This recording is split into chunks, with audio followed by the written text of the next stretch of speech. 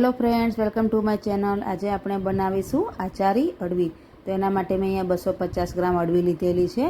અડવીમાં માટી ખૂબ જ ચોટેલી હોય છે, તો અડવીને સારી રીતે ધોઈ લેવાની અને એને કોરી કરી લેવાની અને આવી રીતે અડવીની છાલ કાઢી લેવાની છે। આની છાલ એકદમ પતલી હોય છે, તો એકદમ આસાનીથી આની છાલ નીકળી જાય છે। તો અહીંયા હું બધી અડવીની આવી રીતે છાલ કાઢી લઉં છું અને છાલ કાઢીને આને મીઠાવાળા પાણીમાં મૂકી દેવાની।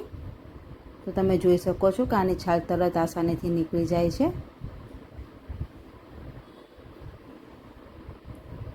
હવે આને મીઠાવાળા પાણીમાં નાખી દઈશું।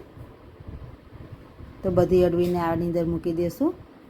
હવે અડવીને મીઠાવાળા પાણીમાંથી કાઢીને આ રીતે કોરા કપડાથી લૂછી લેવાની છે, જેથી આની બધી ચીકાશ નીકળી જશે। હવે અડવીને કટ કરી લેશું। તો અહીંયા હું બધી અડવીને કટ કરી લઈશ।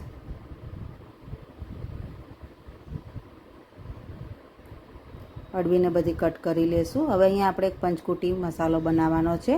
તો 1 ટીસ્પૂન સૂકા ધાણા, 1 ટીસ્પૂન જીરું, 1 ટીસ્પૂન વરિયાળી, 1/4 ટીસ્પૂન મેથી, 1/4 ટીસ્પૂન કલોંજી એડ કરીને થોડીક જ સુગંધ આવે ત્યાં સુધી મસાલાને શેકવાનો છે। બહુ વધારે મસાલાને નથી શેકવાનો।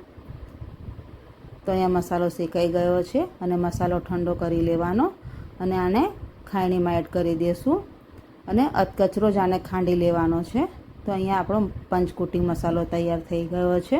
તમે જોઈ શકો છો, અધકચરો જ ખાંડી લેવાનો છે।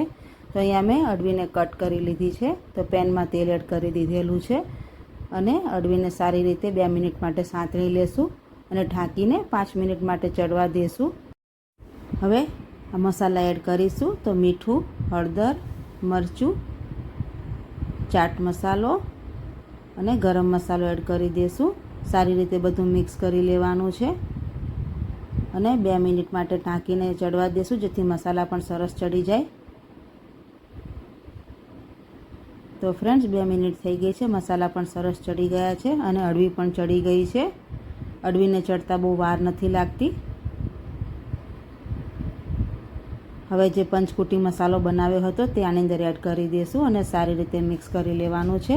પંચકુટી મસાલો છેલ્લે જ નાખવાનો છે। જો તમે પહેલાં નાખશો તો શાકની અંદર કડવાશ આવી જશે, એટલે મસાલો છેલ્લે જ એડ કરી દેવાનો। તો બસ અહીંયા આપણું શાક તૈયાર થઈ ગયું છે। તો ફ્રેન્ડ્સ, તૈયાર છે આચારી અડવીનું શાક।